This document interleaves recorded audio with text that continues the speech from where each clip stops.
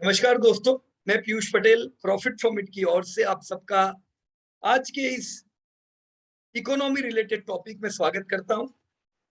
दोस्तों, हमने last to last week कुछ बेसिक फॉर्मूला सीखने के प्रयास किए, राइट, ताकि आने वाले समय में अब हम जो रिसर्च करेंगे उस समय हमें वो फॉर्मूला याद रहेंगे या उसकी प्रैक्टिस रहेगी तो हमारा काफी रिसर्च आसान हो जाएगा, राइट। मुझे उम्मीद है लास्ट वीक जब आप लोगों ने जीडीपी को समझने का प्रयास किया, अलग अलग कंट्री की जीडीपी देखी, इंडिया की जीडीपी देखी, आपने पूरा इतिहास देखा जीडीपी का, प्रेडिक्ट करने का प्रयास किया, तो ये सब काम में आपको फॉर्मूलास कुछ काम लगी होगी और उन्होंने जरूर आपका काम आसान किया होगा, राइट। अब पहला सवाल ये होता है दोस्तों कि जब शेयर बाजार में हमें लेने हैं शेयर, एक भाव पे लेने हैं, हमें वहां पे प्रॉफिट होगा, हम ये उम्मीद करते हैं कि हमारे मल्टी ईयर रैली हमें प्राप्त हो, हमें बहुत ही अच्छे डिविडेंड्स मिले, हमने जितना निवेश किया है उतना तो डिविडेंड हमें हर साल का हमारे बैंक में क्रेडिट होते जाए, वगैरह वगैरह। ये सारी चीजें अगर हमें चाहिए तो फिर मेरे को तो शेयर बाजार देखने चाहिए और भाव देखने चाहिए। आपने देखे होंगे जनरली डीलर्स होते हैं जो पूरा दिन स्टॉक मार्केट्स की जो टर्मिनल होते हैं उनके सामने ही होते हैं। क्या आप पूरा दिन टर्मिनल के सामने रहोगे, शेयर के भाव देखोगे, तो क्या एश्योरिटी है कि आपके पैसे बढ़ेंगे दोस्तों? बिल्कुल नहीं। ऐसे बहुत से लोगों से आप मिलोगे जो बरसों से बाजार में काम करते हैं और बरसों से वो रोज ये भाव देखते जा रहे हैं, पर वो भाव देखने से वेल्थ क्रिएट होती है उसका कोई लेना देना नहीं। लेकिन अगर हम शेयर बाजार को सीखेंगे, शेयर बाजार की जड़ों को समझने का प्रयास करेंगे, हमें जानना है कि मेरा ये शेयर ये 20 गुना, ये 30 गुना, ये 50 गुना कैसे होता है, क्यों होता है, तो जरूर दोस्तों कोई शंका नहीं है कि आप लोगों का आने वाले समय में जबरदस्त वेल्थ क्रिएट होना तय है। ये सब समझने के लिए हमें कंपनियों को समझना पड़ता है। हम आने वाले समय में कंपनियों को समझेंगे, हमें देखना होगा कि हम कैसे ऐसी कंपनियां बाय करें जिनके बिजनेसेस और जिनके प्रॉफिट, ये दोनों चीजें ग्रोथ करे। कंपनी ग्रोथ करेगी तब आपके पास पैसा आएगा। दोस्तों, कंपनी ग्रोथ करने के लिए, अच्छा पेड़ उगने के लिए वो जमीन भी तो ऐसी चाहिए। एम आई राइट और रॉन्ग? फलद्रुप जमीन, ऐसी जगह होनी चाहिए जहां पे पेड़ बड़े हो सके। तो जब आप जीडीपी देखते हो, जीडीपी का मतलब क्या? जीडीपी का मतलब आप अलग अलग कंट्री की प्रोडक्टिविटी देख रहे हो। जैसे स्कूल में पूछते हैं ना बच्चों को हम लोग, कितने मार्क आए, 10वीं में है तो कितने परसेंटेज आए भी तेरे, राइट। तो वैसे ही कंट्री को पूछा जाता है तुम्हारा जीडीपी कितना है, तो जीडीपी से पता चलता है वो कंपनी ने पिछले साल कितना प्रोड्यूस किया। द मोर द प्रोडक्टिविटी, यानी जितना जीडीपी बड़ा होगा कंपनी कंट्री का, वो सीधा इंडिकेट करता है कि वो कंट्री में जितनी भी कंपनीज है उनको प्रोडक्टिविटी किधर से आ रही है? एग्री आउटपुट से आ रही है, कंपनीज की प्रोडक्टिविटी से आ रही है, उनके बिजनेस से, उनकी सर्विसेज से, राइट। तो ये सारी चीजों से जीडीपी बनता है। इसीलिए दोस्तों, अगर आप ऐसी कंट्री में पैसा डालते हो जो कंट्री की जीडीपी बढ़ती रहती है, इसका सीधा मतलब क्या हुआ? Yes, chat box is open, आप लोग मुझे बता सकते हो। दोस्तों, कोई कंट्री की जीडीपी बढ़ती जा रही है, इसका डायरेक्ट मतलब क्या है? उनको जीडीपी किधर से मिल रही है? हाँ, क्या कोई सीएम, कोई पीएम जीडीपी कर रहा है कि कौन कर रहा है? जीडीपी किधर से आ रही है? फ्रॉम योर कंपनीज, राइट ना। तो आपकी जो सब कंपनियां है, ये कंपनियों का बिजनेस बढ़ता जा रहा है तो जीडीपी बढ़ती जाती है। दोस्तों, ऐसी कंट्रीज, कई कंट्रीज है ऐसी, बहुत सी कंट्रीज जिनका ग्रोथ नहीं हो रहा है बरसों से, उनका जीडीपी बढ़ता नहीं है। इसका सीधा मतलब है कि उनकी जो कंपनीज है उनके कंट्री में वो ग्रोथ नहीं कर पा रही है दोस्तों।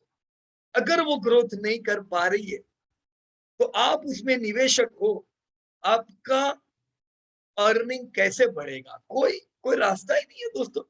अर्निंग नहीं बढ़ सकता है अगर कंपनी का ग्रोथ ना हो तो, राइट? तो हमें ऐसा ग्रोथ चाहिए जो हमें फिक्स रिस्क फ्री रिटर्न से अच्छा दे सके, बराबर ना? रिस्क फ्री रिटर्न कितना है? Yes anyone? मैं कुछ भी ना करूं, मेरे को कोई रिस्क ही नहीं लेना है, तो भी मेरे को कितना पैसा मिलने वाला है, कितना परसेंटेज? या विमल भाई 6.5, अमरनाथ 8, ओके।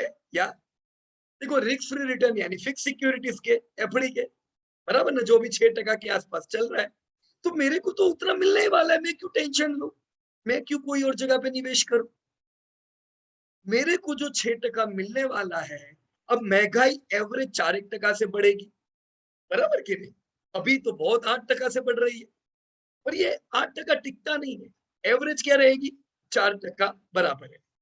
तो बहुत ज्यादा पैसा हमको नहीं मिला, राइट? अगर 6% हमको एफडी में से मिलता है तो हम लोग ये चाहते हैं कि आने वाले समय में हमारी एसेट्स जबरदस्त बढ़े, तो हम लोग 12%, 15% ऐसा ग्रोथ लेना चाहते हैं, पर रिस्क को बैलेंस रख के, राइट? हम आंखों पे पट्टी बांध के ट्रेन की पटरी पे नहीं दौड़ेंगे। So we are going to put our risk at balance. हम रिस्क को बैलेंस रख के हम रिवॉर्ड बढ़िया पाने के लिए कोशिश करेंगे। तो अगर मुझे अच्छे रिवॉर्ड चाहिए तो मेरे को ऐसी कंपनियों में पैसा डालना पड़ेगा जो 12-15% से ग्रो करे। अब अगर आपकी कंट्री ग्रो करती नहीं है, अगर आपकी कंट्री का ग्रोथ नहीं है, तो किधर से ग्रोथ मिलेगा बोलो आपको? आपकी कंट्री का अगर ग्रोथ नहीं है, इसका सीधा मतलब हुआ कि आपकी कंपनियां बढ़ेगी नहीं, राइट? देखो, दुनिया का जो ग्रोथ है वो म्यूटेड हो गया है, ऑलमोस्ट 3-4%। तो वर्ल्ड म्यूटेड है। 21वीं सदी दुनिया के लिए अच्छी नहीं है। 20वीं सदी में दुनिया ने जबरदस्त ग्रोथ किया, राइट? अब 21वीं सदी में अगर ग्रोथ नहीं है, तो सीधा मतलब है दुनिया की बहुत से देश, ये तो एवरेज मैंने बताया 3-4%, वो ग्रोथ नहीं कर रहे, उनकी कंपनियां बढ़ नहीं रही है, राइट? अगर आपके इंडिया का ग्रोथ मेजर इकोनॉमी में सबसे बढ़िया है, इसका मतलब दोस्तों इंडिकेटर समझ लो, आपके कंट्री की जो कंपनीज है उनका ग्रोथ जबरदस्त है। If your country is growing by 8%, दोस्तों ये साल चैलेंजिंग है, फिर भी आपकी कंट्री 8.2% से बढ़ने वाली है, तो समझ लो दोस्तों, आपका रिस्क फ्री रिटर्न वो 6% नहीं है। अभी रिस्क फ्री रिटर्न 8% मान सकते हैं, क्योंकि आपकी कंट्री 8% से बढ़ने वाली है, राइट? इंडिया में निवेश करोगे over the period of time 8% तो वैसे भी मिलने वाला है, राइट? अब अगर हम ऐसी कंपनियों में निवेश करें जिनका ग्रोथ इंडिया से ज्यादा हो, तो हमें बहुत ज्यादा पैसा मिलेगा। आप ऐसे कंट्री में इन्वेस्ट करोगे जिसका ग्रोथ डिके हो रहा है, राइट? बहुत से कंट्री ऐसे, तो आपकी कंपनी के धंधे बढ़ेंगे नहीं, पैसा नहीं मिलेगा। तो इसीलिए दोस्तों हमने इस बार दिस वीक जीडीपी का एक पोर्शन रखा, ताकि आपको पता चले कि कौन सी इकोनॉमी कैसा कर रही है। और उसके साथ सबसे बड़ी चीज दोस्तों, दुनिया भर में तेजी का माहौल तब होता है जब जीडीपी ग्रोथ धमाकेदार हो, बढ़िया हो। जीडीपी बढ़ती है मतलब आपकी कंपनी के धंधे बढ़ रहे, प्रॉफिट बढ़ेंगे, आपको पैसा मस्त मिलेगा। कभी कभार कुछ प्रॉब्लम आते, जीडीपी अच्छी बढ़ रही है पर इन्फ्लेशन आया। इन्फ्लेशन का मतलब क्या? खर्चे बढ़ गए। अब अगर इन्फ्लेशन आपके पॉकेट पे असर करता है कि नहीं करता है? इसका सीधा मतलब है कंपनियों की पॉकेट पे तो बहुत असर करता है, क्योंकि कंपनी के कॉस्ट बहुत बड़े होते हैं। समझ जाना चाहिए, इन्फ्लेशन बढ़ा मतलब आपकी कंपनियों के प्रॉफिट डाउन, तो बाजार तो गिरता ही अभी जैसा गिर रहा है। अगर आप जीडीपी, इन्फ्लेशन, ये सबको प्रॉपर वे में समझोगे, तो आने वाले समय में आपको कभी भी चिंता नहीं रहेगी। क्या हो रहा है वो आपको पता होगा, ये कब तक होगा ये आपको पता होगा, कब सुधार आएगा वो आपको पता होगा। क्यों? क्योंकि आप भाव नहीं देख रहे हो। भाव देखने वालों को ये सब पता नहीं चलता है। वो रोज टेंशन में घूमते हैं जब बाजार गिरता है तो, और जब बाजार चलता है तो काम वगैरह का खुश भी रहते हैं। आप जब बेस समझोगे, जीडीपी, इन्फ्लेशन, इंटरेस्ट रेट, ये सारी चीजें, तो दोस्तों आपका ध्यान प्रॉपर बेस पे रहेगा, आपको पता है कब क्या करना है। So this was the reason we cover GDP this time, right? So can anybody tell me? अभी आप लोगों ने तो सबने देखो डेटा देखा है, ये मुझे कौन बताएगा दुनिया पूरे वर्ल्ड का सबसे ज्यादा जीडीपी कौन सी कंट्री का आता है? Yes anybody? सबसे ज्यादा जीडीपी किसका है? शैलेश भाई, Manish Mehta, US? 100% you are absolutely right. Vimal भाई ने चाइना लिखा है, पर विमल भाई थोड़ा ब्रेक मारना पड़ेगा, अभी थोड़ा टाइम लगेगा चाइना को। चाइना नंबर 1 होगा, राइट? हम आने वाले 5 साल में ये देखेंगे कि वो यूएस को पीछे करके नंबर 1 बनेगा, पर अभी यूएस नंबर 1 है, राइट? मेरे को थोड़ा डाउन स्क्रॉल करूं तो मेरे ख्याल से ये शैलेश भाई का काम है ना, शैलेश भाई। तो देखो शैलेश भाई का ये डेटा आपको क्लियर कहता है कि US is world number 1। All right, US world number 1 है, और नंबर 2 पे कौन है दुनिया में? यस, दूसरे नंबर की जीडीपी किसकी है? क्या? चाइना। ये बात भी बिल्कुल सही है आपकी, दूसरे नंबर की जीडीपी चाइना की। तो दोस्तों हम ये कह सकते हैं वर्ल्ड की सबसे प्रोडक्टिव कंट्री यूएस है, सेकंड नंबर पे चाइना आती है, बराबर? So yes, this is the way how your GDP works, right? अब पूरी दुनिया की अगर लीडिंग इकोनॉमी यूएस है, सेकंड नंबर पे अगर चाइना आती है, ये मेरे ख्याल से यहाँ पे आपका कहीं पे आपने अगर लेटेस्ट डेटा को सिंक किया है, लेट मी चेक, इधर मिलेगा इस साल का डेटा। ओके, नीचे कहीं है? अच्छा, ग्रोथ किया हुआ है, बहुत बढ़िया, बढ़िया काम किया शैलेश भाई, वंडरफुल, राइट? अब जीडीपी तो चलो यूएस का नंबर 1 हो गया, चाइना का नंबर 2 हो गया, पर पहले से तो ऐसा था नहीं, है ना? सिर्फ 100 साल पहले अगर खुद पीछे हम लोग चले जाए तो वर्ल्ड नंबर 1 जीडीपी किसकी थी? यूएस से पहले कौन था किंग?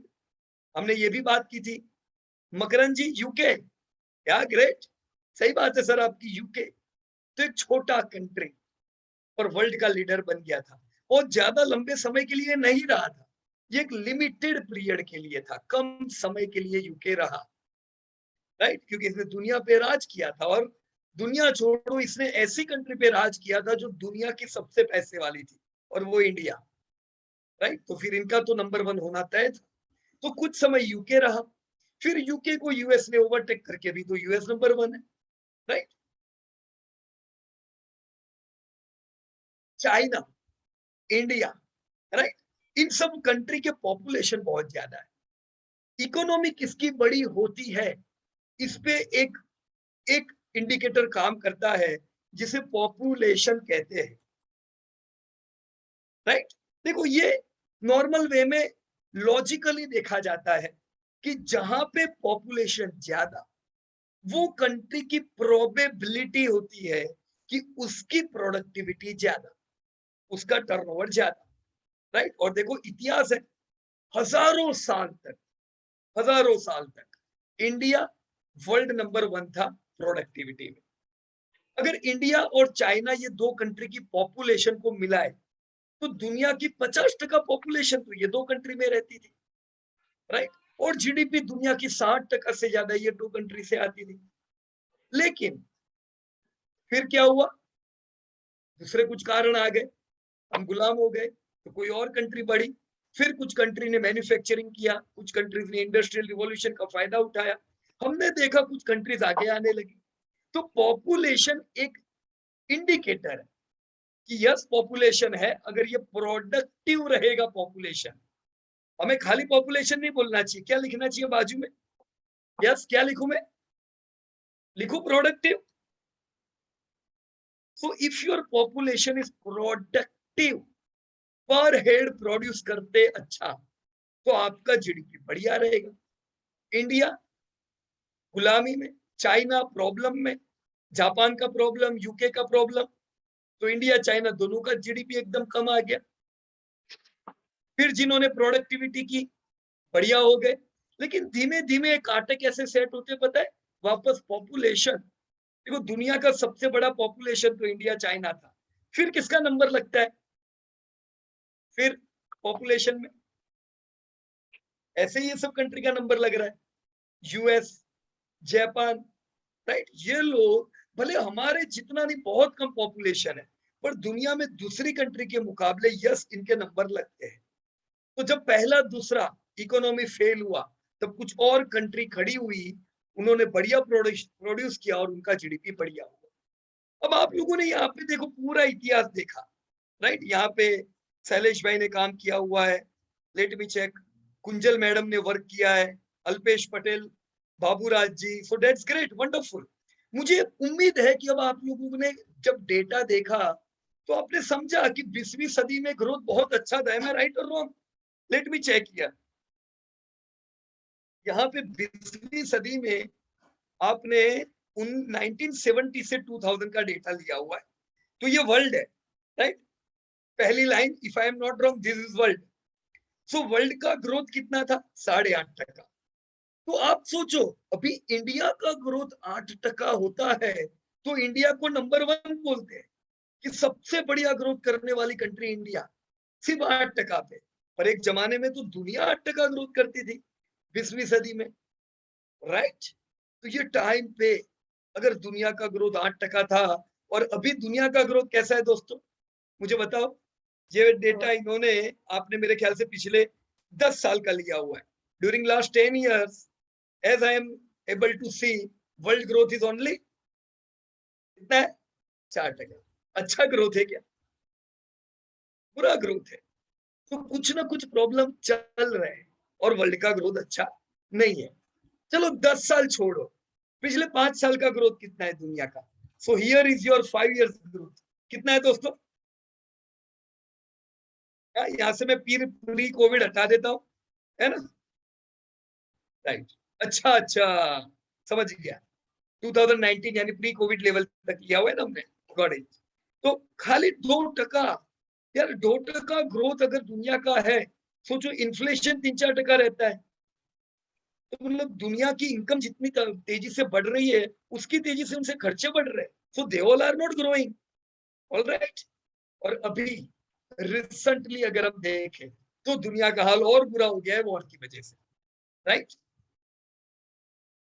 आप लोगों ने यहाँ पे कुछ और काम किए हुए प्रेडिक्शन के, तो मैं जानना चाहूंगा आप में से जो भी लोगों ने होमवर्क किए हैं, कुछ इंफॉर्मेशन, कुछ इंसाइट दे दूसरे लोगों को, जिससे पता चले सबको कि आपने जब ये डेटा देखा आपको क्या क्या जानकारी मिली, फिर हम कुछ और इनपुट देंगे, right. So all those people who have done the homework, I will request you can either raise your hand or you can write in your chat box. So we are going to check your assignment and we can discuss about some important points. Yes, please. Anshuman ji कुछ कहना चाहते हो? Anshuman Ganesh, yes please. एक तो insight मिला कि हमारे पास बहुत डेटा रहता है, उसको कैसे पढ़ना है वो बहुत इम्पोर्टेंट है।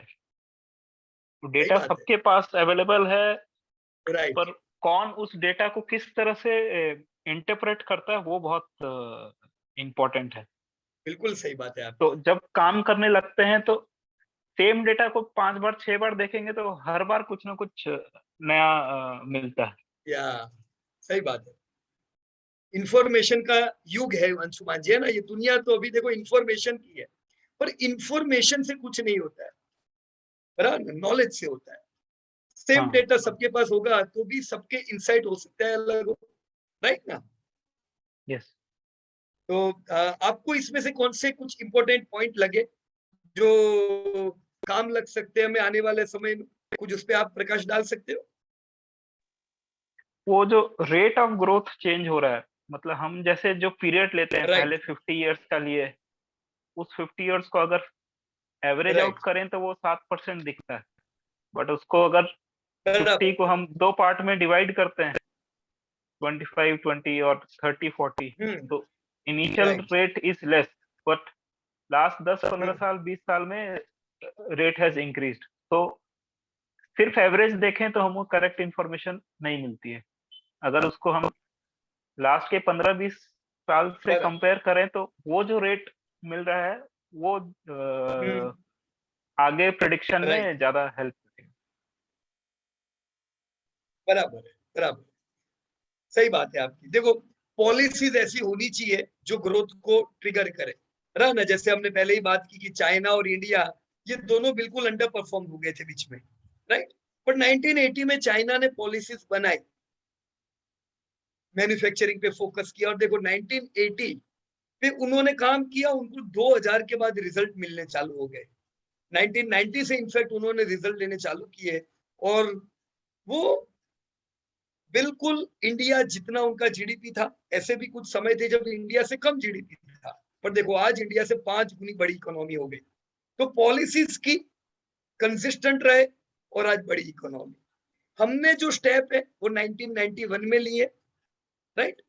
1991 से हमको 2000 लग गया पूरे अलग अलग पॉलिसीज को फ्रेम करने में। हम उनसे 20 साल हमने पीछे काम चालू किया, हम उनसे 20 साल पीछे रह गए। हमने भी ग्रोथ किया, लेकिन हमने उतना नहीं किया जितना वो लोग आगे निकल गए। जीडीपी के लिए इंपॉर्टेंट क्या है? खाली ये नहीं है कि जिसकी पॉपुलेशन बड़ी वो राजा, ना। पॉपुलेशन के साथ मैंने यहाँ पे जो प्रोडक्टिविटी लिखी थी उसमें मुझे आप लोग बता सकते हो, कुछ इंसाइट दे सकते हो? पॉपुलेशन के साथ वो पॉपुलेशन कैसी हो तो आपकी कंट्री में सही में बढ़िया ग्रोथ आएगा। क्या क्या चीजें, इंडिकेटर्स देखे जाते हैं जब एस्टिमेट लिया जाता है? देखो, ये तो आपने डायरेक्ट एस्टिमेट ले लिया। अभी आपने जो एस्टिमेट लिया है ना, जैसे अल्पेश पटेल का मैं ये डेटा देख रहा हूँ, अल्पेश भाई ने पिछले 5 साल 10 साल 20 साल के डेटा के हिसाब से एक अनुमान लगाया कि इंडिया इतना बढ़ेगी, चाइना इतना बढ़ेगी। उनका अनुमान सही रहेगा, पर ये अनुमान में बड़े फेर आएंगे। वो फेर क्या आएंगे पता है? कोई कंट्रीज कुछ और करे, कुछ करे तो उनका जीडीपी ग्रोथ कुछ और हो भी सकता है। बोलते हैं ना, तुम्हारी हाथ की रेखा में नहीं लिखा था, पर तुमने मेहनत इतना किया, वो नहीं लिखा था, वो भी मिल गया। तो उसी प्रकार से जो एस्टिमेट है वो सही, वो जरूरी नहीं है। इफ यू वर्क हार्ड, अगर आपने कुछ पॉलिसीज अच्छी बनाई तो हो सकता है आपकी कंट्री का ग्रोथ जबरदस्त हो जाए। तो पॉपुलेशन के अलावा और कुछ चीजें काम लगती है, और ये कंट्रीज की देखी जाती है।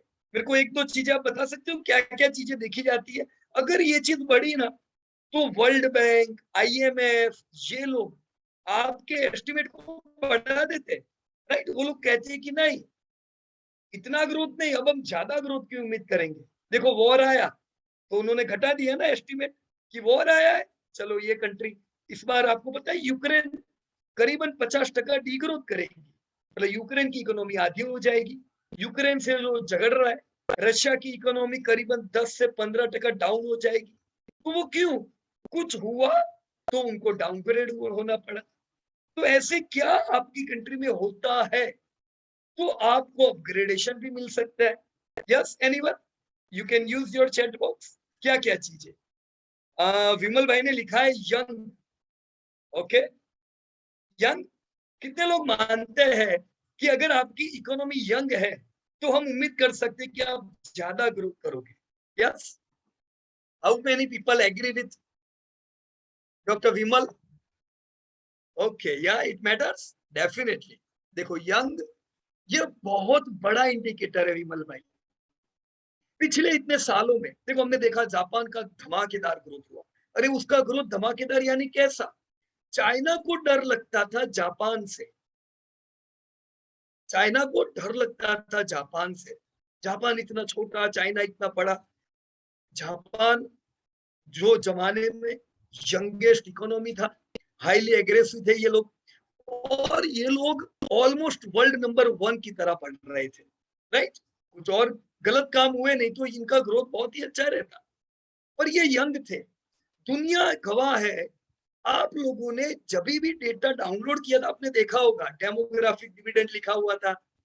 मतलब वो कंट्रीज जो यंग रहती है वो ज्यादा ग्रोथ करती है, right? All those countries which are young, IMF, world bank estimate करता है कि देखो ये यंग है, मतलब 100 में से 50 लोग यंग है, तो 50 लोग वो है जो कुछ ना कुछ प्रोड्यूस करेंगे, या नौकरी करेंगे या बिजनेस करेंगे, पर कुछ ना कुछ आउटपुट आता जाएगा। अगर रिटायर्ड लोग ज्यादा है, तो जीडीपी पे इफेक्ट आता है, राइट? अभी जापान का जीडीपी डीके हो रहा है, घटता जा रहा है, राइट? जापान को ओल्डेस्ट इकोनॉमी है, मतलब वो इकोनॉमी ऐसी है जहां पे ज्यादातर लोगों की एज बहुत ज्यादा है। तो यस, अगर यंग इकोनॉमी है आपकी, तो आप पे एस्टिमेट ज्यादा लगते हैं। और मैं आपको बता दूं दोस्तों, India is the youngest among major economies. जितनी भी बड़ी इकोनॉमीज है, आप याद रखना, मैंने ऐसा नहीं कहा India is youngest in whole world, India is youngest among all major economies. तो ये शब्द को याद रखने का, हम दुनिया के सबसे यंग कंट्री नहीं है, पर हम मेजर इकोनॉमी, यानी वो इकोनॉमी जो हाई प्रोड्यूस कर रही है, उसमें सबसे यंग है। और हम आने वाले 25 साल हम यंग रहने वाले हैं। तो इसीलिए आने वाला जो 20-25 साल है वो इंडिया का माना जाता है, राइट? सो मैं यहाँ पे लिखूं कहीं पे, मैं डाउन स्क्रॉल करके यहाँ पे लिखता हूँ, एक यंग होना एक बढ़िया चीज है, राइट? यंग मतलब आपकी कंट्री प्रोडक्टिव। लेकिन दोस्तों, हर बार ऐसा नहीं है कि यंग इकोनॉमी ही बढ़िया ग्रोथ करे। यंग इकोनॉमी भी कुछ प्रॉब्लम होते हैं, राइट? जितनी आपकी इकोनॉमी यंग, जॉब्स कितनी देनी पड़ेगी? जैसे हर साल आने वाले 10 साल में इंडिया को 10 करोड़ जॉब प्रोड्यूस करनी पड़ेगी, राइट? तो चैलेंज है, बट इट्स गुड, यंग है, ग्रोथ होना चाहिए। लेकिन मैं आपको कुछ ऐसी कंट्री भी बताऊं जो इंडिया से यंग है, पर उनका ग्रोथ नहीं हो रहा है। पाकिस्तान का एवरेज एज कितना है? Yes anybody? किसी को पता है? कोई मुझे बताए? या सी, मैं यहाँ पे लिखता हूं, मीडियन एज ऑफ इंडिया कितना है? इंडिया का मीडियन एज 28.4, और हम कहते हैं we are youngest economy, major economy. Median age of Pakistan कितना है? 22.8। तो हम यंग है कि पाकिस्तान यंग है? पर स्टिल उनकी इकोनॉमी पे क्यों दाव नहीं लगे है कि यस ये इकोनॉमी जबरदस्त ग्रोथ करेगी, पर इंडिया पे दाव है। पूरी दुनिया, IMF कहती है yes your country is going to grow. Why? तो यंग होने के साथ वो जो यंग पॉपुलेशन है उसमें क्या गुण होंगे तो आपकी कंट्री जबरदस्त ग्रो करेगी? Yes, you can write in chat box, young population क्या होना चाहिए? देखो अमरनाथ ने बहुत बढ़िया चीज बताई, स्किल, ये वाली स्किल नहीं, स्किल बिल्डिंग, प्रोडक्टिव, राइट? तो अगर आपकी यंग पॉपुलेशन के हाथों में जादू है, स्किल है, तो क्या होता है? प्रोड्यूस करना जानते हो।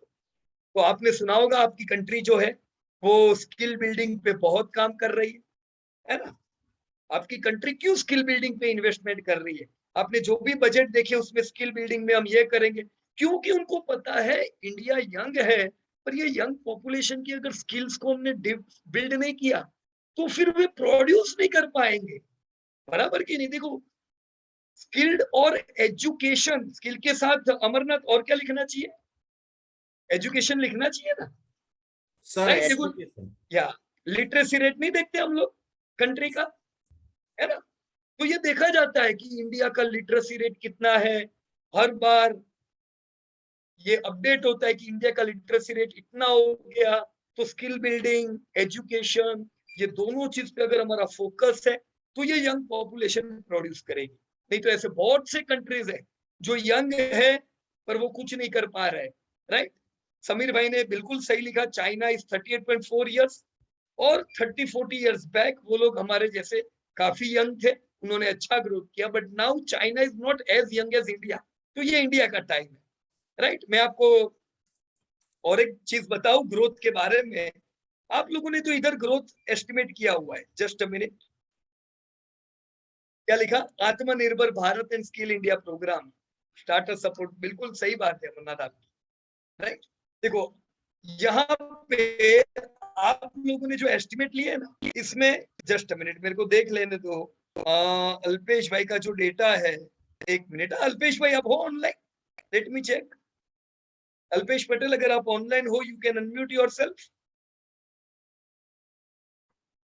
यस, तो आपके डेटा को अगर मैं देखूं, मुझे थोड़ा आपसे गाइडेंस मिले क्या? अच्छा, आवाज नहीं आ रही अल्पेश भाई, आप मेरे ख्याल से ईयरफोन या ऐसा कुछ लगा है क्या? या 1 मिनट, क्या अभी आई आवाज? आप now your voice is clear, okay. तो बात करें अल्पेश भाई? 1 मिनट, लेट या रेडी हो जाइए, नो प्रॉब्लम। तब तक मैं और मैं थोड़ा आगे बढ़ता हूँ। Let me check even if Baburaj is there. Yes Baburaj ji, are you online? Yeah sir, good evening. Yeah, good evening and welcome, Baburaj ji. So I saw your homework also. Yeah. What is your estimated growth of world? आपने estimate कितना लिया है sir world का? यहाँ पे आ जाओ right side पे। हाँ, राइट साइड पर 3.72%। हाँ, ओके। और चाइना का 10.3% एस्टिमेट है, राइट? हाँ, यस, ये इसलिए है क्योंकि इन्होंने पास्ट में जबरदस्त ग्रोथ किया है ना? करेक्ट। राइट। अब अगर कुछ चेंजेस हो, राइट, जैसे यहाँ पे इंडिया का ग्रोथ आपने 8% लिखा हुआ है, राइट, हाँ, तो हो सकता है इसके इर्द गिर्द हो, राइट। यहाँ पे सबसे ज्यादा एस्टिमेट कौन सी कंट्री का है पूरे लिस्ट में, आपने देखा? यूएस आपके का, पूरे लिस्ट में? या यूएस और का, कौन सी कंट्री है जो बढ़िया ग्रोथ कर रही है? Indonesia sir. हाँ, ये कौन है? बांग्लादेश। देखो बांग्लादेश बहुत पीछे है ना, एक छोटा इकोनॉमी है, पर हाँ, बांग्लादेश और पाकिस्तान ये दोनों में आजाद पहले कौन हुआ था? पाकिस्तान। पाकिस्तान। बांग्लादेश पाकिस्तान का एक पार्ट था। पाकिस्तान आजाद हुआ, बांग्लादेश अभी अभी आजाद हुआ, कुछ समय पहले, लेट आए ये लोग। और बांग्लादेश ने फोकस किस पे किया? ग्रोथ पे। आज आप देख रहे हो बांग्लादेश और पाकिस्तान दोनों की इकोनॉमी ऑलमोस्ट एक जितनी हो गई है, राइट? So that's amazing. और ये खुशी की बात है कि चलो बांग्लादेश भी आगे बढ़ रहा है। बांग्लादेश के पास भी जो पॉपुलेशन है, लेट मी चेक हियर, देखो मीडियन एज ऑफ बांग्लादेश लिखे हो इधर, अंदाजे से कितनी होगी? एजेड पॉपुलेशन होगी कि यंग होगी? देखो, this is also young country. और ये बांग्लादेश इंडिया को भी टेक्सटाइल में टफ कंपटीशन दे रहा है, राइट? बहुत अच्छा है ये लोग कर रहे हैं। So yes, they are growing. अब आपका बांग्लादेश का भी ग्रोथ अच्छा है, तो ये हमें मानना पड़ेगा। और आने वाले 20-25 सालों में आप देखोगे बांग्लादेश भी टॉप की इकोनॉमी होगी, राइट? और कोई कंट्री जो आपके लिस्ट में, बाबूराज जी आप ही ने डेटा बनाया है, हाँ, अभी अमरनाथ ने इंडोनेशिया बताया, क्या कहते हो, इंडोनेशिया का भी ग्रोथ अच्छा है सर? हियर इट इज, ये 10% वाला कौन है? Let me check, Vietnam. Okay, फिर उसका डेटा अधूरा है, पर देखो वियतनाम भी मैन्युफैक्चरिंग में काफी अच्छा करने लगा है, भले एक समय पे प्रॉब्लम में थे, but right now they are doing good. नाम अगर आपको पता होंगे, जस्ट लेट मी चेक, जो अमरनाथ ने बताया। ओके, ये क्या डेटा है बाबूराज जी, इस पे कुछ हाईलाइट कर सकते हो? ये क्या है सब? दिस वन, ये एस्टिमेट कैन है, यू एक्सप्लेन इट सर? ये एस्टिमेशन है लॉन्ग टर्म का। तो आपका कहना है कि इंडोनेशिया जो अभी टॉप 10 में नहीं है, वो 2030 तक वर्ल्ड का 10वें नंबर का कंट्री बनेगा, तो ये बड़ा जंप हुआ इनके लिए, राइट और wrong sir? Sir right. Average age 19 year है।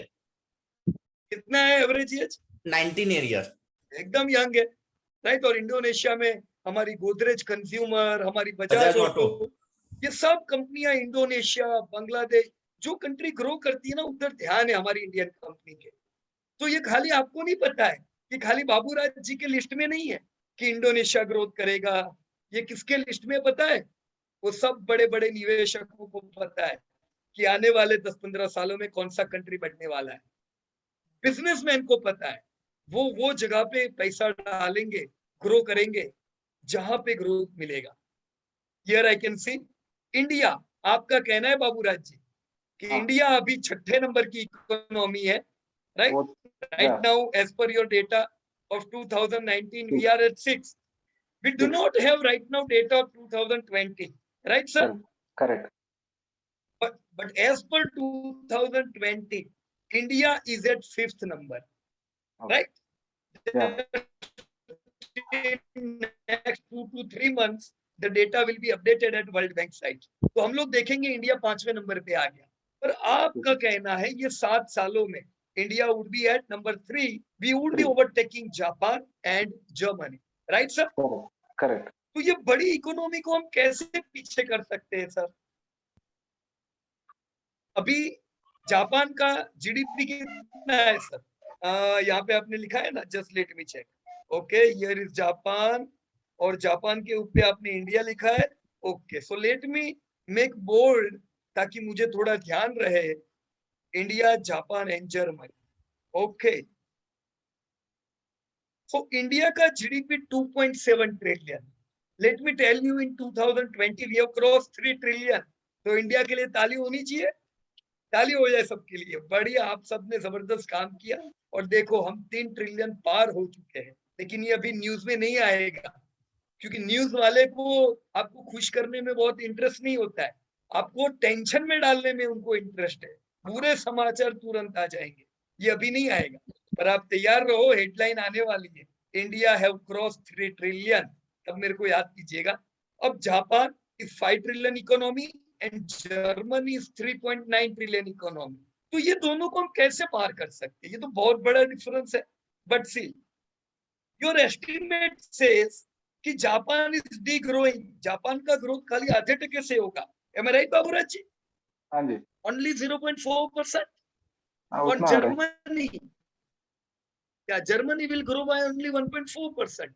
उसके सामने इंडिया का ग्रोथ कितना लिखा है सर आपने? 8.2। So no doubt your country is going to overtake both of this country and we are going to become third largest economy. Japan's PM have, जब उन्होंने, हमने जो बुलेट ट्रेन का जब ओपनिंग किया, मतलब प्रोजेक्ट का ओपनिंग किया, राइट, जापान के सहयोग से, तभी जापान के पीएम बोले थे ना कि इंडिया हमें ओवरटेक करके आगे निकलने वाला है। तो उनको भी पता है ये सब डेटा, इसीलिए वो चाहेंगे कि जो बड़ी इकोनॉमी है इंडिया, उनसे उनकी दोस्ती बरकरार रहे, क्योंकि आने वाले समय का किंग है इंडिया। तो जर्मनी, जापान दोनों। अब ये तो बाबूराज जी का एस्टिमेट है, तो हम सबको क्या लगता है कि ऐसा होगा कि नहीं होगा? आईएमएफ से पूछे सर। बाबूराज जी, आपने देखा है आईएमएफ क्या एस्टिमेट करता है क्या? Let me show you. मैं इधर लिखता हूं आईएमएफ। Everybody please focus. देखो, जो आप एस्टिमेट कर रहे हो वैसा ही एस्टिमेट आपका आईएमएफ भी करता है। आईएमएफ क्या करता है? पूरी दुनिया के सब डेटा लेता है और वो प्रेडिक्ट करने का प्रयास करता है, और उनको कहीं पे प्रॉब्लम लगे तो उनको मदद भी करता है, राइट? देखो, इंडिया को भी मदद मिली थी 1991 में, अभी श्रीलंका को हेल्प मिलेगा, पाकिस्तान को हेल्प मिल रहा है। तो देखो, कोविड के समय बहुत से कंट्रीज जो पुअर कंट्रीज थे, इंडिया भी अमीर नहीं है, हम भी लोअर इनकम में ही आते, पर दूसरी सब कंट्रीज कोविड को एफोर्ड नहीं कर सकते थे, वैक्सीन, राइट? तो आईएमएफ ने क्या किया? उनके पास जो फंड रहता है उसमें से उन्होंने गरीब कंट्रीज को फंडिंग किया, उनको वैक्सीनेशन करवाया। इंडिया ने भी काफी मदद की। अब देखो, इंडिया के लिए प्राउड होना चाहिए, हम भले लोअर इनकम कंट्रीज हैं, पर हमको मदद लेने की जरूरत नहीं पड़ी आईएमएफ से वो समय।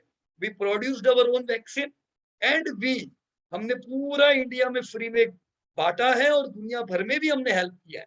सो दैट्स, ये एक इंडिकेटर है आने वाले समय की तेजी के, जो इंडिया के आप लोगों को दिख रहे हैं। आईएमएफ की साइट पे आप जाओगे, डाउन स्क्रॉल कीजिए थोड़ा, राइट? मैं देखो डाउन स्क्रॉल कर रहा हूं, और ये क्या है? This is the IMF data mapper, जहां से दोस्तों आपको लेटेस्ट एस्टिमेट मिलेंगे। देखो आपने अपना एस्टिमेट बनाया, पर जरा IMF से भी पूछना चाहिए ना कि भाई आप क्या एस्टिमेट लेके चलते हो, क्योंकि IMF जो एस्टिमेट लेगा उसमें वो कुछ और ऐड करेगा। वो क्या देखेगा पता है? पॉपुलेशन को कंसीडर करेगा, स्किल बिल्डिंग पे इन्वेस्ट हो रहा है कि नहीं कंसीडर करेगा, एजुकेशन पे आपकी सरकार कितना काम कर रही है उसको फोकस में रखेगा। इसके अलावा मैं कुछ भूल तो नहीं रहा हूं? और क्या यहाँ पे आना चाहिए? Yes anyone? क्या हो तो आपकी यंग पॉपुलेशन और प्रोडक्टिव हो। Yes please, yes anyone? बताओ बताओ यार, दिमाग लगाओ। इनोवेशन किसने लिखा? ग्रेट ग्रेट शैलेश भैया। Innovation, we need innovation. See, कुछ समय पहले स्टार्टअप नहीं थे, यूनिकॉर्न तो कोई थे ही नहीं। अभी 4 साल पहले एक तो यूनिकॉर्न बाहर आए, और अभी हर 10-12 दिन में एक यूनिकॉर्न बाहर आ रहा है।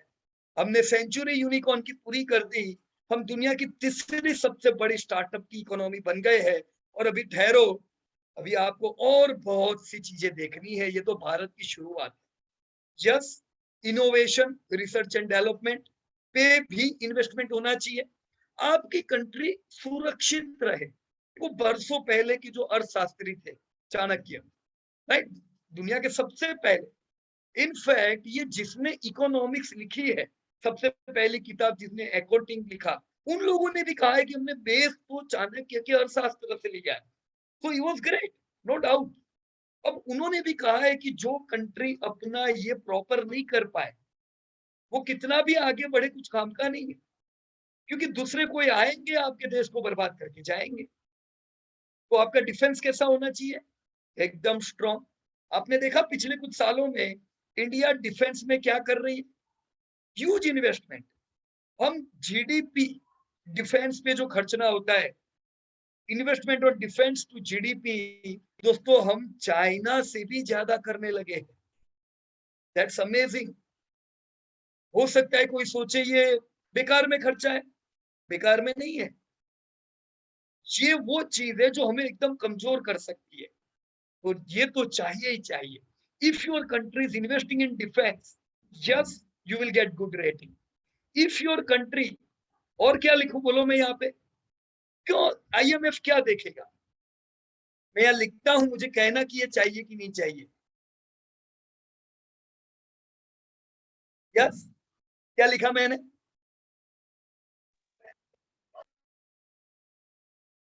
Ease of doing business.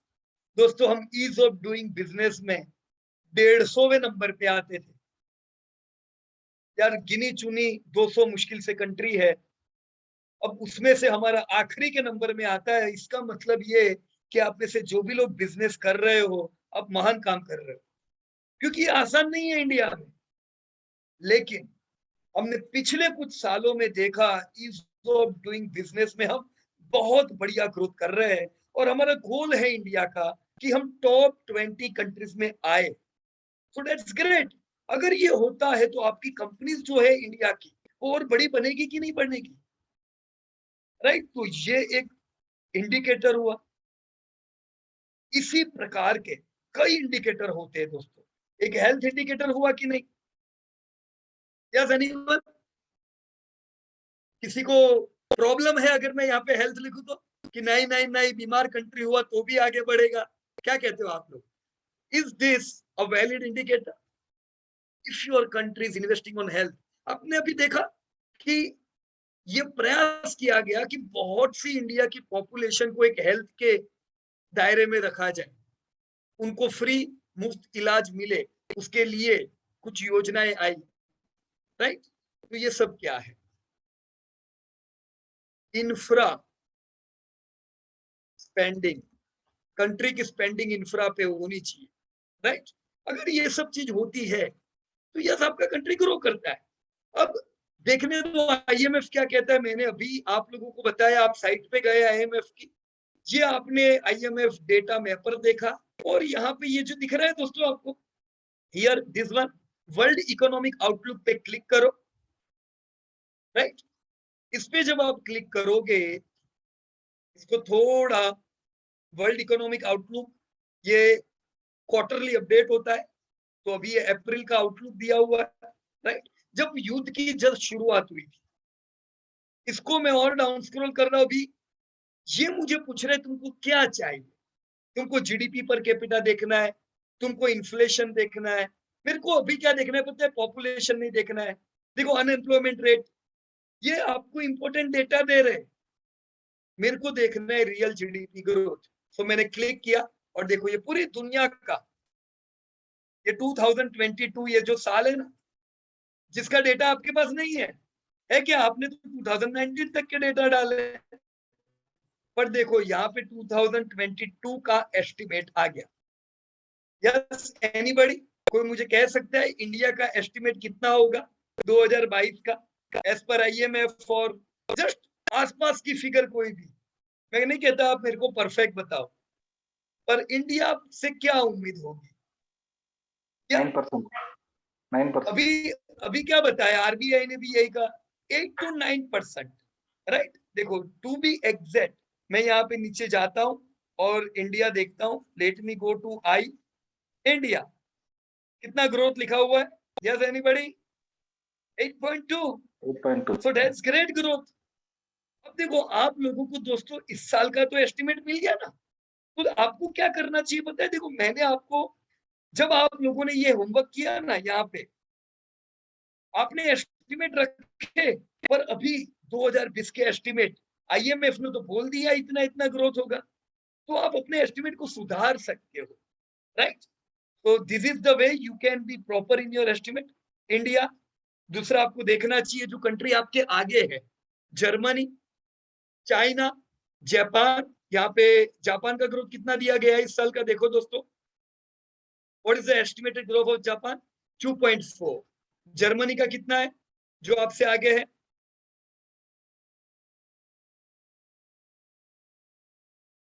2.1। तो इंडिया दोस्तों इनसे 4 गुना तेजी से बढ़ रही है। कैसे हम इनसे आगे नहीं आएंगे? बट स्टिल ये 1 साल का डेटा है। आप लोगों को दोस्तों आने वाले 5 साल का ग्रोथ का जानना है, अंदाजा next 5 years growth if you want. और थोड़ा डाउन स्क्रॉल करो, पहले यहाँ पे इंडिया को क्लिक कर दो। देखो जितनी कंट्री देखनी है ABCDFGH, ये इंडिया मैंने क्लिक किया तो नीचे आ जाएगा इंडिया। देखो यहाँ आ गया दोस्तों इंडिया नीचे सिलेक्शन में। साथ ही में इंडिया के साथ मुझे देखना है जापान का ग्रोथ, मैंने जापान क्लिक किया तो नीचे आ गया Japan. ABCDEFG Germany, let me check Germany. इसी प्रकार से जो टॉप की 10-20 इकोनॉमी ले लेने की दोस्तों, down scroll it and get the data. ये एक्सेल फाइल ले लो, सिलेक्टेड कंट्री डेटा। अगर सब कंट्री का चाहिए तो इधर क्लिक करो, सिलेक्टेड चाहिए तो ये एक्सेल फाइल। नाउ मेरा एक्सेल यहाँ पे डाउनलोड हो गया है, let me open it. Okay, let it open. Okay, just a minute, मैं आपको स्क्रीन शेयर करता हूं। राइट, दिख रहा है दोस्तों आप लोगों को? देखो ये जेम जैसे आपने जीडीपी का डेटा बनाया, इन्होंने भी बनाया है, राइट। ये पहला इंडिया है, फिर जापान है, सॉरी पहला जर्मनी, इंडिया, जापान। देखो यहाँ पे एस्टिमेट दिए हुए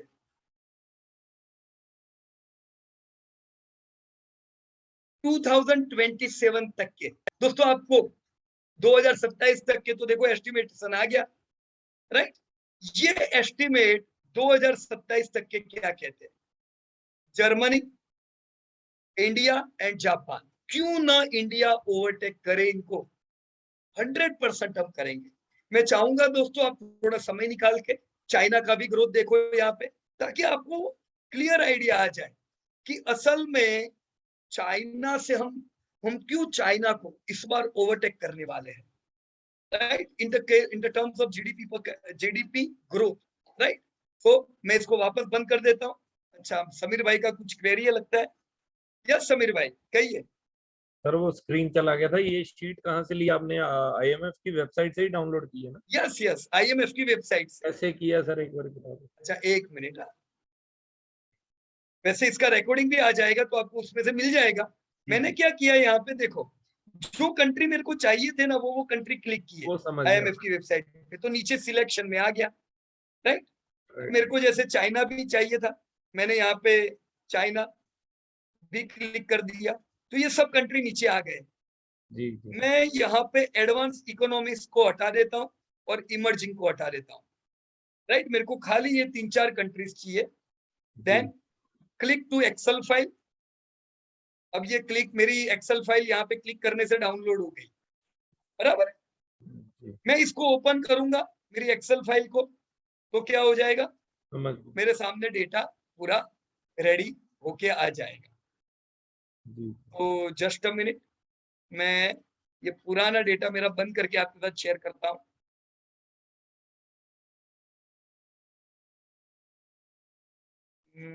ओके, देखो मैंने तो आपको कहा कि चाइना से ज्यादा इंडिया ग्रोथ करेगा, पर किसी की बात पे विश्वास नहीं करने का। ये जो डेटा आपके सामने है, पहला चाइना, फिर जर्मनी, फिर इंडिया, एस्टिमेट IMF का क्या कहता है मुझे बताओ दोस्तों।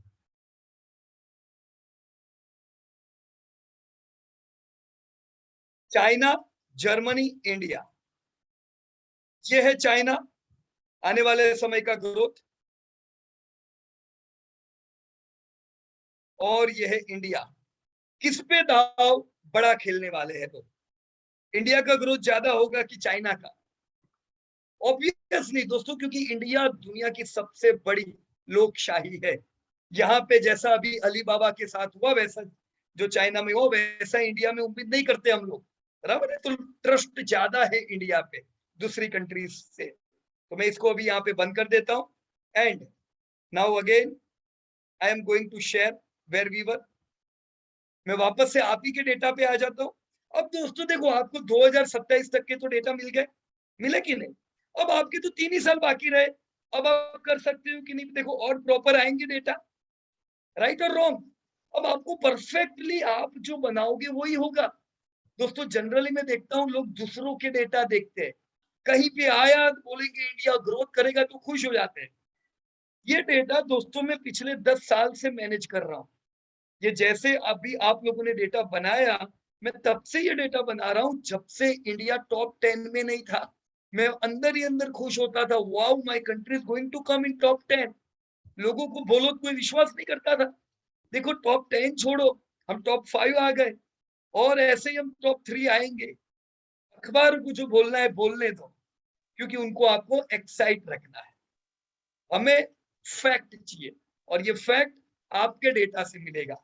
किसी को फॉलो करने से, किसी और की चीजें पढ़ने से हकीकत पता नहीं चलेगी दोस्तों। ऑलराइट फ्रेंड्स, तो आई होप एक the idea of GDP is clear. या कहिए अंशुमान जी। यस, आपने हैंड रेज किया हुआ है। हाँ जी, वो जो अभी जो या IMF का डेटा था ना, उसमें आगे के सालों में दिखा रहे हैं सारी कंट्रीज का ही, जैसे 8.2 है वो 6.9, 6.4, 5। तो उनको मतलब अगले 5 साल में क्या दिख रहा है जिससे कि वो जीडीपी को कम कर रहे हैं, ग्रोथ रेट कम कर रहे हैं, इंडिया का भी देखो, चाइना जो लॉन्ग एस्टिमेट होते हैं ना अंशुमान, लॉन्ग एस्टिमेट उसको बहुत ज्यादा नहीं रख सकते, कंजर्वेटिव रखते हैं। कैसा रखना होता है? कंजर्वेटिव।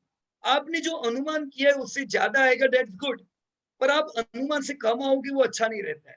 तो हमेशा जो लॉन्ग एस्टिमेट थोड़े कंजर्वेटिव होंगे, पर जैसे जैसे एक एक साल आएगा, 2027 के बाद आपके 2028 के एस्टिमेट आते जाएंगे, राइट। नियर टर्म एक्यूरेसी बढ़ती है उस हाँ, ओके।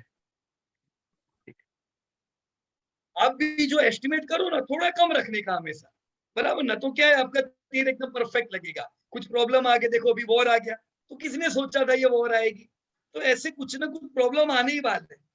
तो जब आप लॉन्ग एस्टिमेट करो उसको थोड़े कंजर्वेटिव रखो, right sir. Okay okay, thank you. तो it was great discussing estimate of GDP with everyone. मेरे ख्याल से ये सब्जेक्ट ऐसा है, शायद हो सकता है कुछ लोग सोचे क्या है GDP देखने का, लेकिन ये याद रखिएगा दोस्तों, पिछले इतने सालों में मुझे किसी ने मदद की है तो GDP ने जबरदस्त मदद की है। अगर मेरा ध्यान GDP पे नहीं होता तो मैं कितनी बार राह भटक चुका होता। मैं नेगेटिव हो गया होता जब बाजार गिरता है तब, पर जब मैं जीडीपी देखता हूं कि मेरी कंट्री का जीडीपी ग्रोथ कर रहा है, भले इन्फ्लेशन बढ़ रहा है, प्रॉफिट टूटेंगे, पर जीडीपी बढ़ रहा है, तो वो एक एक्स्ट्रा पॉजिटिव चीज है। अगर धंधे बढ़ते जाए तो प्रॉफिट कैच होता है। इन्फ्लेशन कभी एक सीधी रेखा में नहीं चलता है। इन्फ्लेशन कैसे चलता है पता है? ऐसे ऐसे, एक रेंज बाउंड चीज है। आज इन्फ्लेशन कम है, कल बढ़ जाएगा, आज ज्यादा है, कल घट जाएगा, राइट? तो इन्फ्लेशन ऐसे चलेगा। जब इन्फ्लेशन डाउन होगा, आपकी कंपनी के प्रॉफिट हाई होंगे, बाजार तेजी में होगा। जब इन्फ्लेशन बढ़ जाएगा, आपकी कंपनी के प्रॉफिट गिरेंगे, बाजार नीचे होगा। तो this is the way your market is going to run, right friends?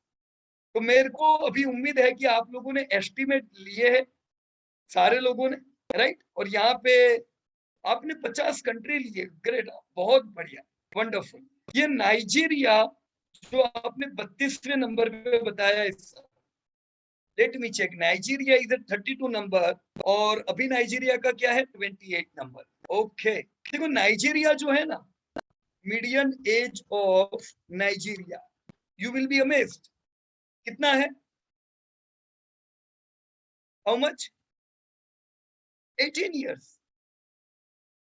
खाली यंग होने से कंट्री नहीं बढ़ता है, वो यंग कंट्री लिटरेसी रेट वाला होना चाहिए, एम्प्लॉयमेंट बढ़ता रहना चाहिए, स्किल बिल्डिंग होना चाहिए, बहुत सी चीजें हैं, राइट? Just watch. तो किसी को ये मत बोलना खाली यंग रहने से कंट्री बढ़ता है, बराबर है, कितने यंग है, पर बंदूकों से जीडीपी नहीं बढ़ता है, राइट? दुख होता है ये देख के, लेकिन क्या करते हैं, यंग पॉपुलेशन बिगड़ती है इन चीजों में। और अगर अपना कंट्री प्रॉपर फोकस करता है तो देखो क्या कमाल करेगा। आईएमएफ यही चीज इंडिया में देख रही है, राइट? तो if you believe yes India is going to grow, तो हम क्या करेंगे अगले हफ्ते से? अब हम इंडिया की अलग अलग इंडस्ट्री पे फोकस करेंगे, राइट? इंडस्ट्री पे जब आप फोकस करोगे तो आपको पता चलेगा कौन से उद्योग बढ़ने वाले, तो आपके ध्यान में रहेंगे सब कंपनीज, उद्योग। पर अगर इंडिया ही हमको पता नहीं है क्या कर रहा है, कैसा कर रहा है, तो फिर मुश्किल होगा इंडस्ट्री जानना, right? So here I am moving from Babu Raj's data to again Alpesh Patel. Yes, Alpesh भाई, अभी आपसे बातचीत हो रही है क्या? Yes, yes. Now Yes, it's audible. एकदम एकदम, your voice is highly clear. Oh yeah. So the data which you have segregated here, what were the important thing which you got from your own data? Can you point out some? एक तो सबसे पहले जो एक how to dig and जो अपने पास जो data होता है उसको कैसे एनालाइज करते हैं मैथमेटिकल वे में, वो एक मैं इसमें से मेरे को एक अच्छा जानकारी मिला, so that will be useful for the future references.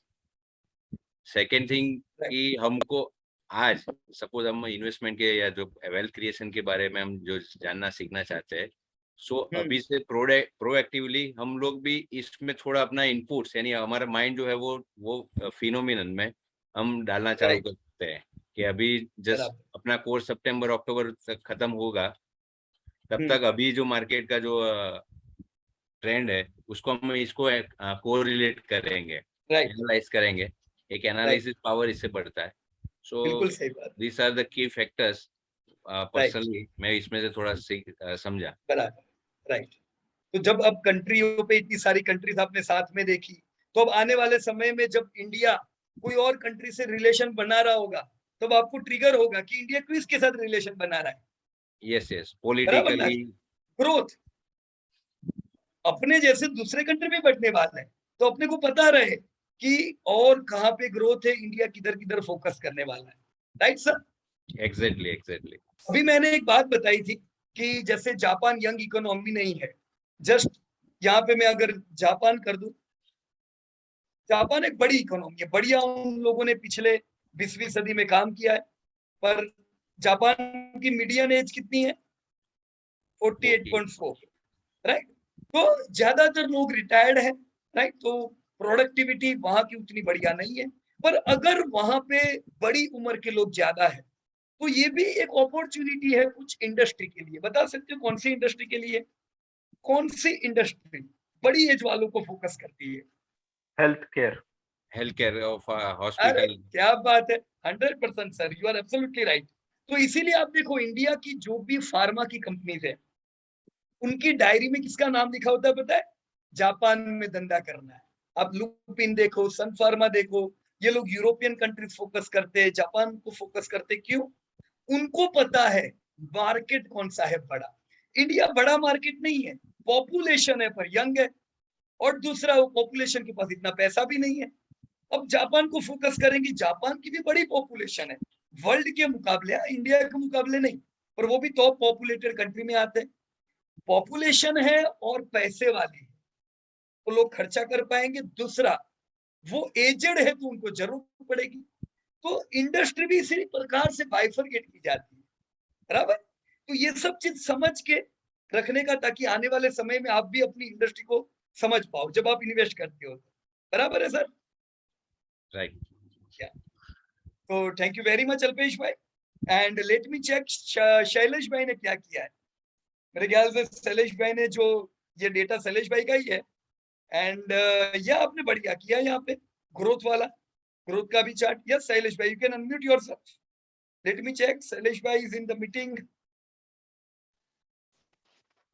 Hello sir. Yeah hello. Hello Shailesh भाई।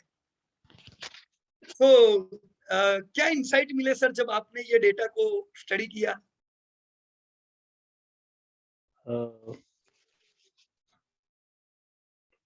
सर एक तो ये था कि जो जो 1 ईयर का डेटा था कोविड पोस्ट कोविड के बाद, तो उसमें सबसे ज़्यादा आई थिंक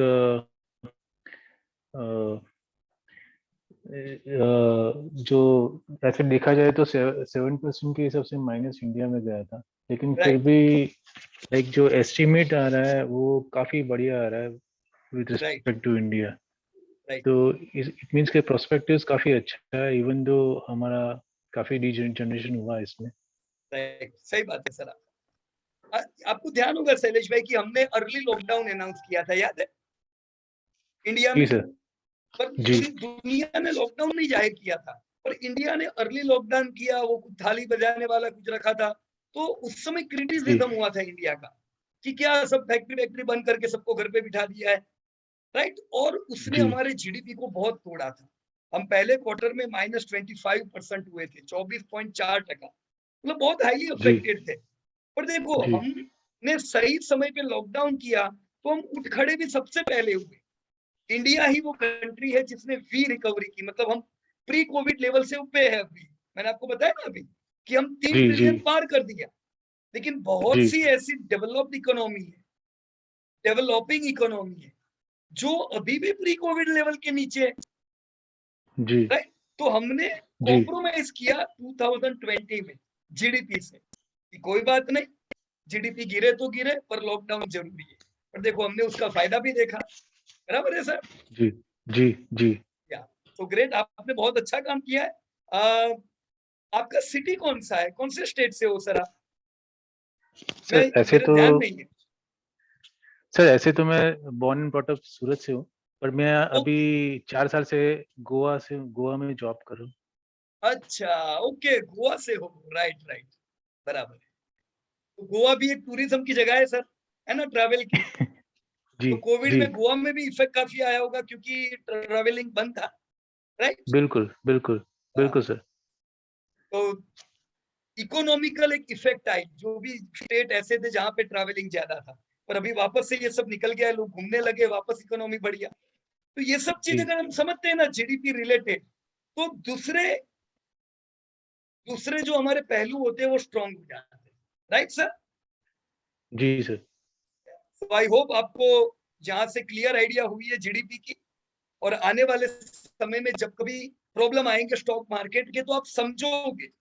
दूसरे की बात सुन के हम डिसीजन नहीं लेंगे, डर हो या खुशी हो, ये दूसरों की बातों से कम और डेटा से हम ज्यादा करेंगे, राइट सर? जी सर। तो thank you for doing such a wonderful homework. और हमने देखो यहाँ पे कुछ लोगों के होमवर्क चेक किए हैं। मेरे ख्याल से मकरन जी ने भी, मैं देख रहा था जब हम मीटिंग चालू कर रहे थे तब भी मकरन जी कुछ होमवर्क करते जा रहे थे। हाँ, मकरन जी लेट आए थे क्या होमवर्क में, लेकिन अच्छा किया है काम। या if you can unmute yourself sir. क्या आवाज नहीं आ रही है सर? आपने अनम्यूट किया है लेकिन। हेलो, या यस यस, आवाज आ रही है? या अभी आई सर? यस, आ रही है आपकी आवाज। मकरन भाई, आपके कुछ इनपुट दे सकते हो? जब आपने ये पूरा वर्क किया तो इससे आने वाले समय में क्या हमें फायदा हो सकता है? Yes please. आपका म्यूट हो गया लगता है वापस।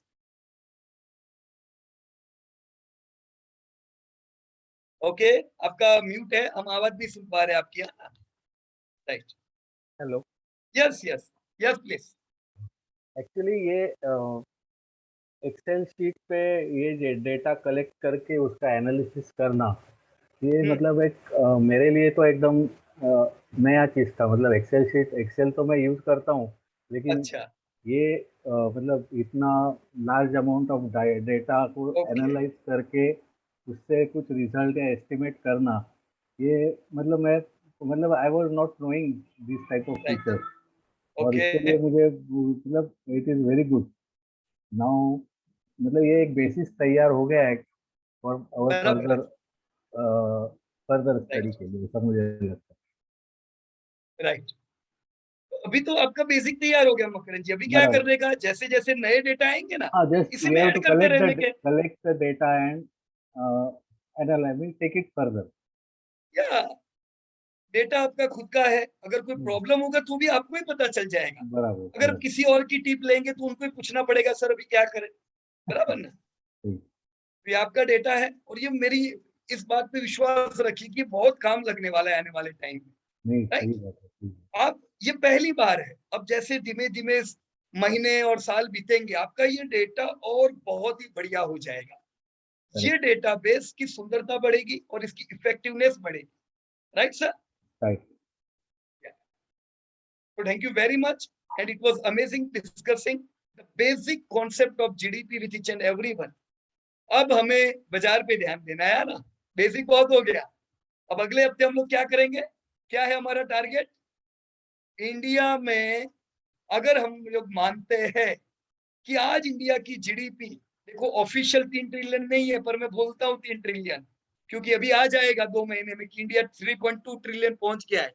Right, so if you think that India's GDP is 3 trillion and we are going to reach 10 trillion in coming time, तो ये 10 ट्रिलियन में कौन सी इंडस्ट्रीज बड़ी बनेगी? वो अगर इंडस्ट्री बड़ी बनती है तो उसका फायदा हमें होना ही चाहिए। देखो, हम हर एक इंडस्ट्री में बिजनेस नहीं कर सकते, हम धंधा थोड़ी ना कर सकते इतनी इंडस्ट्री में, बट यस, हम काम की इंडस्ट्री में पैसा डाल सकते हैं ताकि वो कंपनी बड़ी हो, हमारा पैसा बड़ा हो। राइट, तो next week is very very important week. We named it, हम इसे कहते हैं डिमांडिंग इंडस्ट्री। तो अगला हफ्ता आपको, ये जो आपने एनालिसिस किया है, अगला हफ्ता आपको काफी एनालिसिस करना है। राइट, मैं हो सके तो कल ही ये सब डेटा, नया एपिसोड अपडेट कर दूंगा। हर एक व्यक्ति का मेरे को इनपुट चाहिए। क्यों, मैं बता दूं आपको, मैं वापस याद करा दूं। अगर आप सिर्फ देखोगे तो खाली याद रहेगा, पर जब आपको जरूरत पड़ेगी तब वो डेटा आपको काम नहीं लगेगा, याद नहीं आएगा। पर जब आपकी उंगलियां चली होगी तो ये उंगलियां नहीं चल रही है, दिमाग चल रहा है। वो दिमाग के ऐसे वायरिंग होंगे, जब जरूरत पड़ेगी तब आपको डेटा अपने आप याद आएंगे। राइट, सो मैं ये चाहूंगा ज्यादा से ज्यादा लोग पार्टिसिपेट करें। 175 इंडस्ट्रीज है इंडिया में, कितनी है? 175। हम सबको तीन चार इंडस्ट्रीज का डेटा कलेक्ट करना है, तो होगा क्या पता है? टोटल आपकी टीम का मिलके सारी इंडस्ट्री का डेटा कलेक्ट हो जाएगा। सोचो, इंडिया की सब इंडस्ट्री, कितनी कंपनी है, कितना धंधा है, कितना धंधा बढ़ रहा है, सब आप लोगों को अगले बुधवार को, अगले गुरुवार को, सॉरी, आपको पता होगा। टीम वर्क से अगर हर व्यक्ति 5 इंडस्ट्री की रिस्पॉन्सिबिलिटी ले लेगा, मैं बता दूंगा कैसे काम करना है। देखो, कमाल का डेटा आपके पास होगा, कोई टिप की जरूरत नहीं है, आपको पता होगा कौन सी इंडस्ट्री बढ़ेगी। Right friends? तो thank you so much for being with us. अगले हफ्ते दोस्तों हम लोग वापस मिलेंगे यही गुरुवार को, लेकिन यहाँ पे कल से let me go to your June batch. मैंने ये जून बैच पे क्लिक किया, मैं डाउन स्क्रॉल कर रहा हूं। Just this week we completed this GDP and market cap. Episode 3 will be updated here, नीचे ही। आज का रिकॉर्डिंग ये अलर्ट के नीचे आ जाएगा, तो जो लोगों ने मिस किया है वो लोग भी ये रिकॉर्डिंग को सुन पाएंगे। राइट? और third episode on demanding industry, जो पूरे कोर्स की सबसे इंपॉर्टेंट चीज है, ये अपडेट हो जाएगा। Try to complete your homework 1 or 2 days early. Right friends? तो धन्यवाद सब लोगों का, and Jai Hind to everybody. Thank you.